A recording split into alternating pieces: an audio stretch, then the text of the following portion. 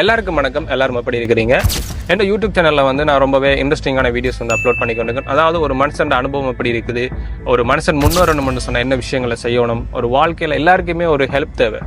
So அந்த விஷயத்தை தான் நான் ரொம்ப இன்ட்ரெஸ்டிங்காக பண்ணி கொண்டிருக்கேன். ஸோ உங்களுக்கு பிடிச்சிருந்தா லைக் பண்ணுங்க, பிடிக்கலன்னு சொன்னால் என்ன பிடிக்கல, இல்லை நான் பேசுறது சரியில்லையா, அல்லது என்ன விஷயம்ன்றதை மறக்காம கமெண்ட்ல சொல்லிட்டு போங்க. சரி, வாங்க வீடியோக்குள்ள போங்க. சரி, நம்ம இன்னைக்கு பார்க்க போற விஷயம் என்னன்னு சொன்னால், சின்ன சின்ன விஷயங்களுக்கும் நம்ம ஒருத்தருக்கு போயிட்டு ஒரு பெரிய விளக்கம் கொடுக்க வேண்டியிருக்கு. ஸோ இந்த எல்லாருமே இந்த பொதுவான இந்த பிரச்சனையில இருப்பீங்க. அதாவது டீனேஜ் வயசுல இருக்கிற எல்லாருக்குமே இந்த ஒரு பிரச்சனை இருக்கும். கல்யாணம் கட்டினவங்களுக்கும் இருக்கும், வயசானவங்களுக்கும் இருக்கும், எல்லாருக்குமே இந்த பிரச்சனை இருக்கு.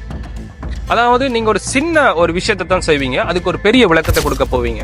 ஸோ உங்களோட சைட்ல வந்து சரியா தான் இருக்கும். சில நேரம் ஆப்போசிட்ல இருக்கிற ஆளுக்கு வந்து அது விளங்காம இருக்கு. ஸோ அதை வந்து நீங்க விளங்கப்படுத்த ட்ரை பண்ணுவீங்க.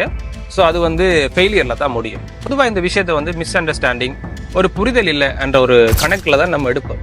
ஸோ புரிதல் இல்லாதபடியாத்தான் பிரச்சனைகள் வருது. நீங்க புரிதல் இல்லாதபடியாத்தான் ஒரு சின்ன விஷயத்துக்கு பெரிய விளக்கம் கொடுக்க போறீங்க.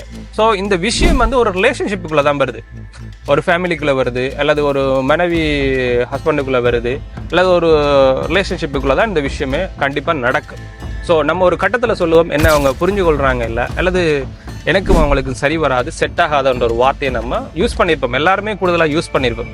ஸோ அது எதனால வருது, என்னத்தால வருது என்று சொல்லி உங்களுக்கு தெரியுமா? விஷயம் வந்து ஒரு ரிலேஷன்ஷிப்புக்குள்ள தான் நடக்குது. ஸோ இந்த ரிலேஷன்ஷிப்புக்குள்ள இருந்த உங்களுக்கு நீங்க யாரு அவங்க யாருன்ற ஒரு விஷயம் கண்டிப்பா தெரிஞ்சிருக்கும். என்ன ஒரு ரிலேஷன்ஷிப் ஒரு நிறைய வருஷம் நீங்க பழகிருப்பீங்க. ஒரு வருஷம் 2 வருஷம் பழகின பிறகுதான் இந்த மாதிரி ஒரு வார்த்தை எல்லாருமே பொதுவாக நம்ம சொல்லியிருப்போம்.